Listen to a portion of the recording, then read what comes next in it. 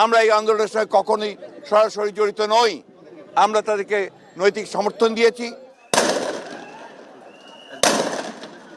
কোটা সংস্কার আন্দোলনে সমর্থন জানিয়ে এখন বিপাকে বিএনপি। আন্দোলনকে কেন্দ্র করে দেশজুড়ে সহিংসতা ছড়িয়ে পড়লে নাশকতায় সম্পৃক্ততার অভিযোগে বিএনপির স্থায়ী কমিটির 2 জন সদস্য সহ সিনিয়র অনেক নেতাকর্মী আটক হন।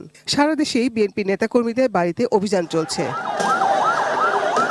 কোটা আন্দোলনকে কেন্দ্র করে গত কয়েকদিনে সারা দেশে একের পর এক মামলা হতে থাকে। এসব মামলায় বিএনপি ও জামায়াতের নেতাদের আটক করা হচ্ছে। সারা দেশে এখন পর্যন্ত কয়েকশো নেতাকর্মী আটকের খবর দিয়েছে বিএনপির দফতর সেল। আইন শৃঙ্খলা রক্ষাকারী বাহিনীও বলছে নাশকতায় বিএনপি নেতাকর্মীদের জড়িত থাকার প্রমাণ মিলেছে। তারা সরাসরি এই আন্দোলনের উস্কানি দিচ্ছে, লন্ডন থেকে নির্দেশনা দিচ্ছে, অর্থ ছড়াচ্ছে।